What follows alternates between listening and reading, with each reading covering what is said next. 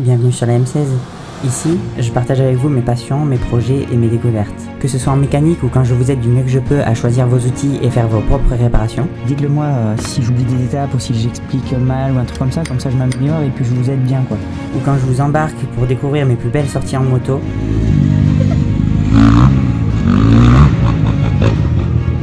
Je vous partage aussi la restauration de ma voiture de rallye ancienne.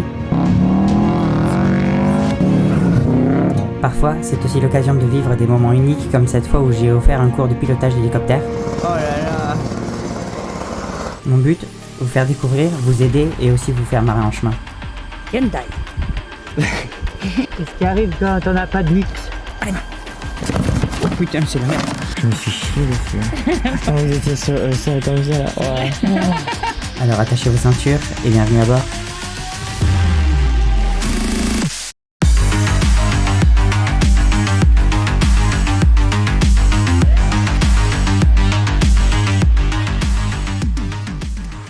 Salut à tous, j'espère que vous allez bien. En revenant de vacances, on a la pompe à eau et la courroie qui a fait des siennes, qui s'est barrée à 5 minutes de la maison quand on est rentré. On va démonter ça, j'ai commandé les pièces, la courroie, la pompe à eau. Donc c'est sur une Toyota i20 où c'est une chaîne de distribution. Ah, Hyundai i20, chaîne de distribution. Là en fait la pompe à eau est prise sur la courroie accessoire. Donc en fait il y a eu du jeu comme ça de haut en bas, ça a fait un peu de la limaille et la courroie a sauté. La voiture a eu le temps de chauffer un tout petit peu et on est arrivé. Donc voilà, espérons qu'on n'a pas chauffé un joint de culasse, mais normalement ça devrait aller. Donc voilà, Toyota Hyundai i20 pardon, et de 2009. Donc voilà, pompe à eau séparée de la courroie de distribution à chaîne et du coup c'est sur la courroie accessoire. Donc je vais découvrir, je pense qu'il va falloir vider le liquide de refroidissement parce que sinon ça va couler, et puis changer la pompe à eau, regarder où est le tendeur, parce que je sais pas où il est le tendeur. J'ai pas vu de tendeur de chaîne, peut-être que c'est de tendeur de courroie, je pense que c'est l'alternateur, et du coup on va voir où est le tendeur parce qu'il va falloir détendre pour remettre la nouvelle. Allez, à de suite, on se retrouve à la voiture et on va faire ça ensemble. Ah, pourquoi ça enregistre? Je sais pas, ah mais attends. Il est en train d'appuyer sur le bouton. Saloperie. Il n'y a pas la courroie, elle est tombée du coup. Et c'est là. Hop. Ah c'est devenu... Si, ouais, on voit le jeu un peu. Mais c'est devenu tellement dur que voilà, là il y a du jeu là-dedans. Voilà, on entend un peu. Il faut que je repère le galet tendeur, le galet tendeur ou sinon voir l'alternateur si c'est lui qui fait tendre la courroie et que je démonte cette pompe à eau pour aller plus loin. Donc je vais déjà vidanger l'eau à mon avis. Et puis voilà, donc je pense que je vais la vidanger par... Putain, il y a un truc en plastique là, je sais pas si je vais devoir le virer pour que l'eau puisse s'écouler directement dans un récipient. Je vais voir ça. Je vais donner un peu celle-là d'abord parce qu'apparemment le liquide pourrait s'écouler par là. La pièce est comme ça. Tac, donc là il y a les ailettes qui font tourner le liquide et en fait c'est cette partie qui est cassée et qui a du jeu dans cette partie. Donc du coup je vais démonter par là, s'écoulera ce qui s'écoulera comme liquide. Et puis par là parce que c'est la merde là-bas de démonter le truc là. Donc voilà, en tout cas on a pris un bidon hein. On verra comment il est liquide, s'il faut je vidangerai après, enfin je sais pas. En tout cas ça s'écoulera par là. Démonte ce qu'il y a dessus, hop ici. Je change la pièce et on y va. Tu mets le saladier dessous en prévision? Pas là, c'est cool. pas là, là ça va. Ok. Hop. Là je démonte juste ce qu'il y a dessus. Pour pouvoir que la pièce soit un peu plus petite, tu sais. Bon.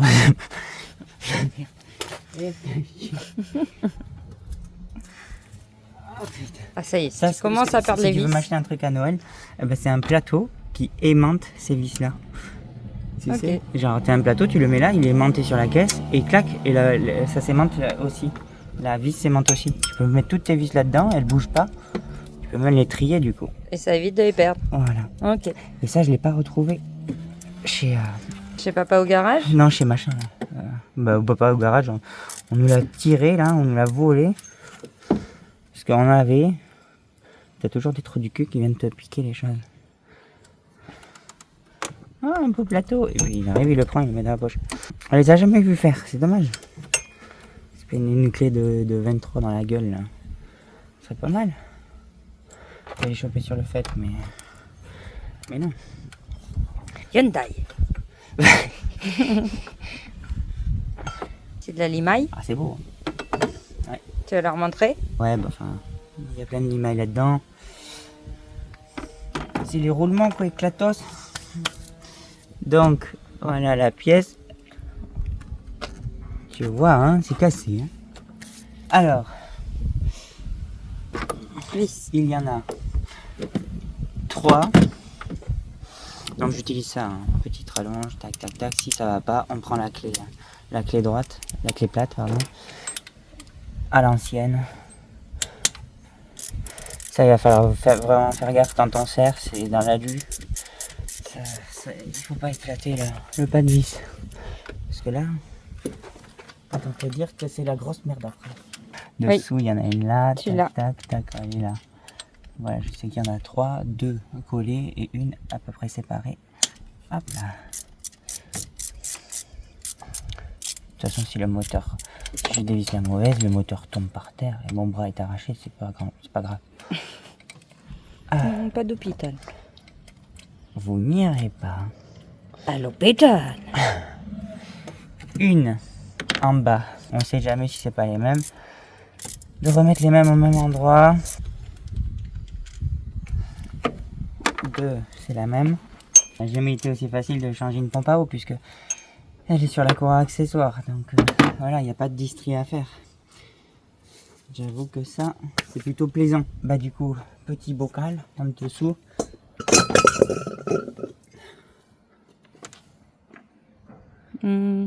Faut que tu le décales un peu, je crois, non? On verra. C'est bon?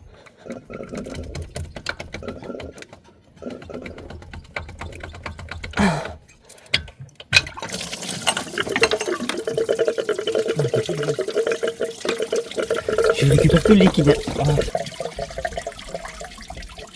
Là. Il n'y a pas une goutte par terre, là, c'est quelques gouttes, mais rien du tout. Je l'ai mis au bon endroit. Le jeu qu'il y a là.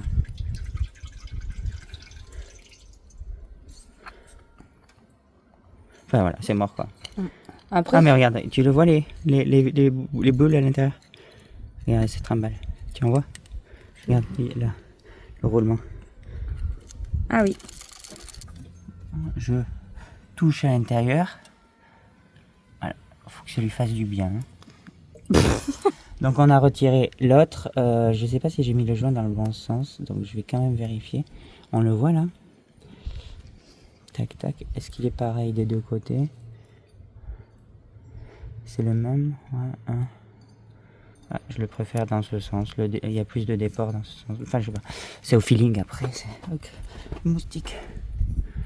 Donc voilà, le joint. Et on remonte. Hein. C'est bon. Hein. Il n'y a rien de très compliqué. C'est juste que là, voilà, il faut penser à bien mettre l'eau. Enfin, bien mettre un truc pour récupérer l'eau. Qu'est-ce qu'on a?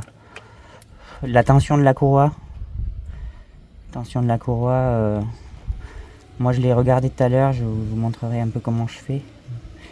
Et puis voilà. Alors là je suis allé à AD, autodistribution. Aucun partenariat, il n'y a rien du tout. Hein. C'est juste qu'en fait, au lieu d'aller au comptoir et de demander la pièce, eh ben, je l'ai regardé sur internet et en fait il y avait un code promo à partir de 150 €, il y avait 40 € de réduction. La pompe à eau valait 103 € par là, ou un truc comme ça. Il y avait j'ai pris de l'eau, la courroie qui valait 36, etc. Enfin, j'en avais pour 150. Au final, j'ai payé 110. Il y avait l'eau, la courroie, du liquide de lave-glace que j'ai pris pour atteindre les 150 €. Et en gros, ben voilà quoi. Pour 110 €, j'ai à peine payé la courroie, enfin la pompe à eau, que j'ai eu la courroie gratos et le liquide gratos, etc. Parce qu'il y avait une promo, genre à partir de Je crois que c'était une promo. 150, t'as 40 euros de 40 euros. Et à 300 euros, t'as 80, etc. Et il y en avait une petite promo, mais je m'en souviens plus. Donc voilà. Si j'avais fait au comptoir, eh ben, je l'aurais pas eu. Cette truc. Donc j'ai commandé et je l'ai fait livrer au comptoir. Comme ça. Et ta commande, elle a pris combien de jours pour venir? Et ben, elle a pris même pas une demi-journée. C'est-à-dire que j'ai commandé hier dans l'après-midi. Il l'avait le lendemain matin, quoi. Ok. Donc, voilà. Donc au final, commander sur Autodoc, l'avoir 4 jours après et ne pas, s'il faut, ne pas avoir la bonne pièce. Et en fait, là-bas, j'ai dû payer peut-être, ouais, avec la promo du coup, ouais, le même prix alors. Du coup, le même prix, encore peut-être le port et tout, ça aurait dépassé. Il faut que j'ai payé moins cher pour avoir, voilà, si c'est pas la bonne, je la ramène, etc. Et puis en plus, c'est du SKF là, donc c'est pas du truc bidon quoi. Donc ça c'est cool. Là c'est du SKF. Donc du coup c'est de la bonne cam. Les ailettes sont en métal. Et des fois ça existe en plastique, ça pue du cul. Donc là je serre un peu la première, j'approche en fait, tac la troisième, hop. Voilà, j'approche. Je repasse sur l'autre, j'approche encore. Je repasse sur l'autre, j'approche encore. Et voilà, je regarde si c'est collé, si ça c'est pas mis en travers. Ça a l'air d'aller. Et là maintenant je serre. Pas trop. Alors je vais m'acheter une clé dynamo, j'en ai marre de dire pas trop sur les vidéos. Maintenant je dirais voilà.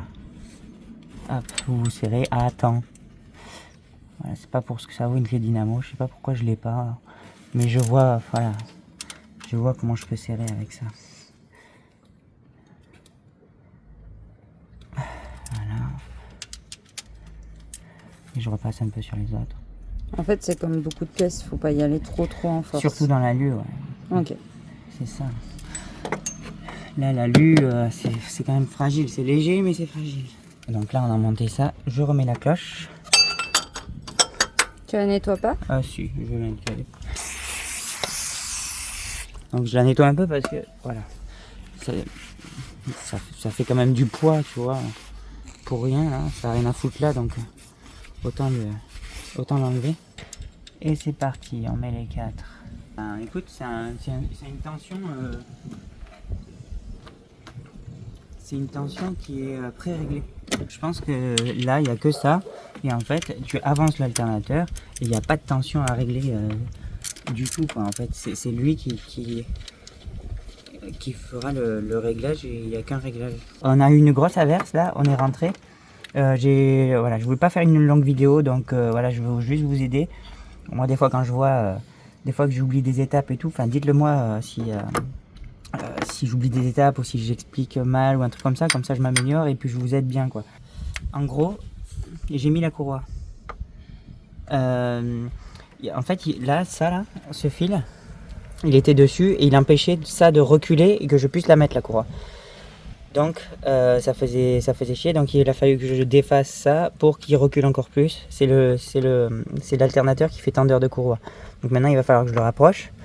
Et du coup, bon, j'ai mis la courroie, tac, tac, tac. En bas, j'ai regardé un modèle parce que nous, on l'avait perdu, où elle passait exactement, et je l'ai remontée comme ça. Et maintenant, il faut que je l'attende, que je rapproche ça, et que je remette l'alternateur en place. Et là, elle sera tendue. Donc les vis, voilà, il va falloir que je les resserre après quand même. Voilà, je tiendrai avec la tension de la courroie, ça m'aidera pour les visser. Et puis voilà, hein. Là, en fait, il faut que je rapproche ça. Ça force énormément, je pense que c'est normal. Parce que là, quand je prends la courroie, je la fais tourner. Alors, je sais pas si on voit bien, mais je la fais tourner. Et en fait, en forçant normalement, elle fait plus d'un quart de tour. Et moi, quand je l'avais vu la tension, elle faisait qu'un quart de tour. À peu près un quart de tour. Et du coup, là, voilà, elle est détendue. Donc, il faut forcer, hein. Il faut le remettre en place. Et voilà, normalement, il y a un tendeur. Et on visse et on choisit la tension. Là, pas du tout, quoi. Il faut remettre cette vis là-dedans, resserrer le truc et puis c'est fini, quoi. Pas évident, hein.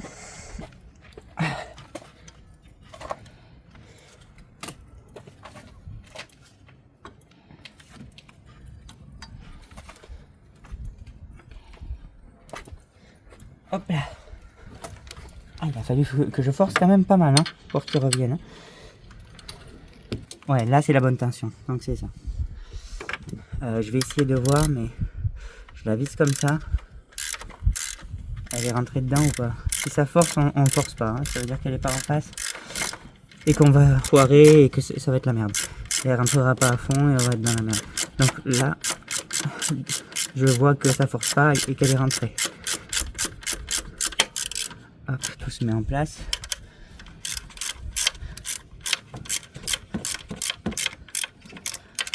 Hop, et allez.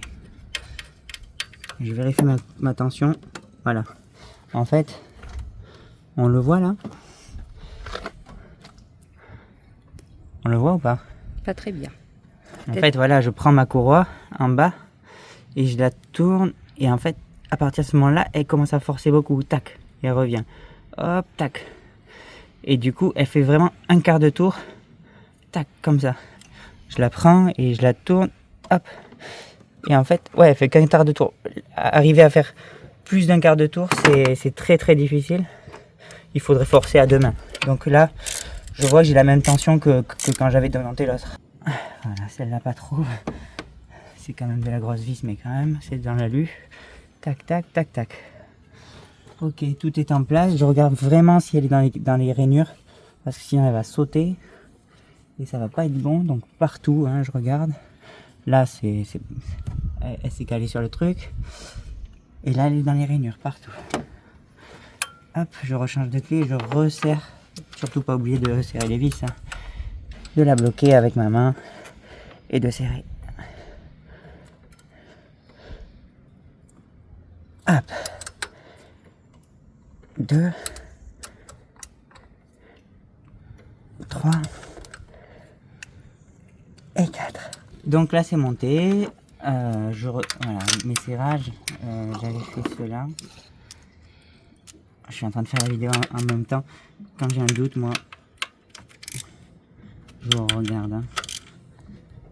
J'ai pas les sous de recommander la même pièce là. Ou une autre. Ça c'était serré. Non, pour moi c'est serré, j'y touche plus. Ouais, donc le liquide, il y a des différences entre le jaune et le rose. Question d'organique, j'ai pas compris un peu. Enfin voilà, il y en a un de qualité.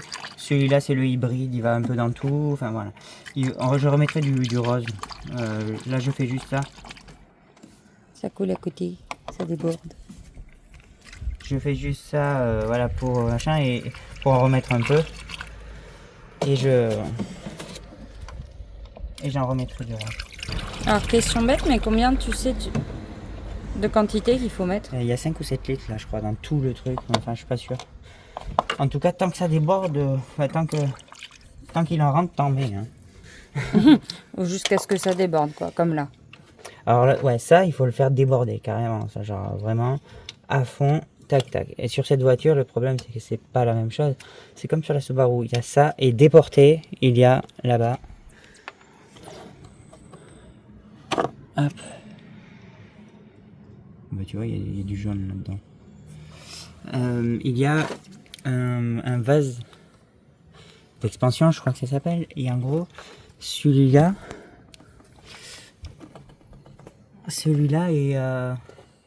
est déporté. En gros, quand il n'y en a plus, il en reprend là-dedans. Enfin voilà. Je fais ça bien. Hein.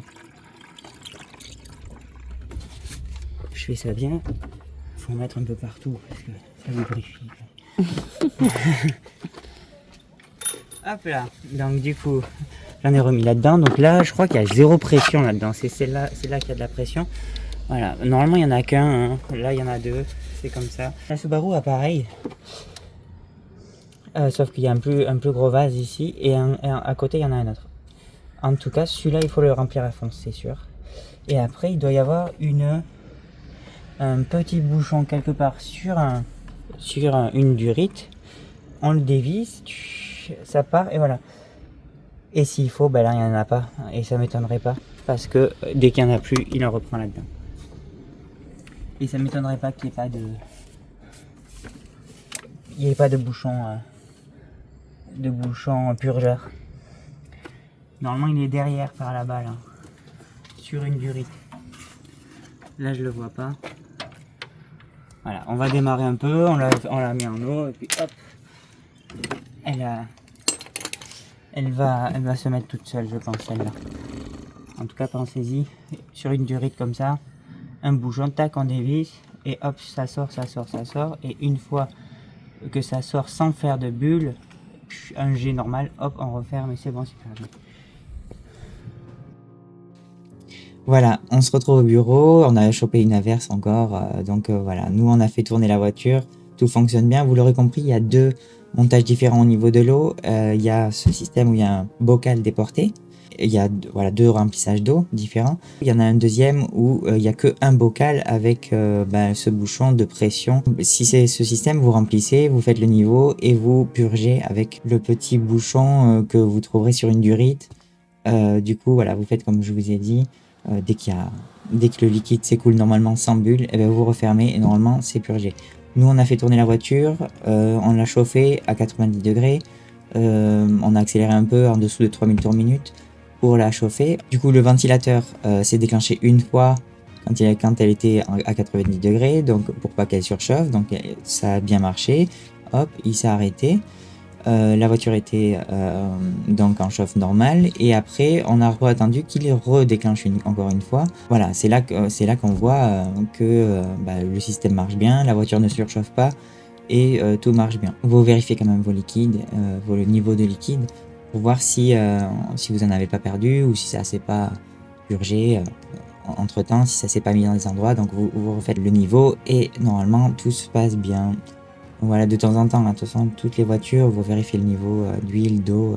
Voilà, quand c'est pas des voitures toutes neuves, vous vérifiez de temps en temps quand même. On sait jamais. Moi, c'est ce que je fais sur tous mes véhicules. La Subaru, par exemple, perd de l'huile. Et consomme de l'huile. Donc, bon, là, je parle de l'extrême. C'est un peu la pire voiture pour ça. Mais voilà. Si vous voulez pas d'ennui, vérifiez quand même vos niveaux de temps en temps. Ça coûte pas grand-chose. Je vous fais une bise, j'espère que ça vous a bien aidé. Portez-vous bien. Et puis voilà, n'hésitez pas à me dire ce que vous en pensez en commentaire, si ça vous a aidé. Et puis voilà, si vous avez des suggestions sur le contenu à améliorer. Je vous fais une bise et pour de nouvelles aventures, donc à bientôt.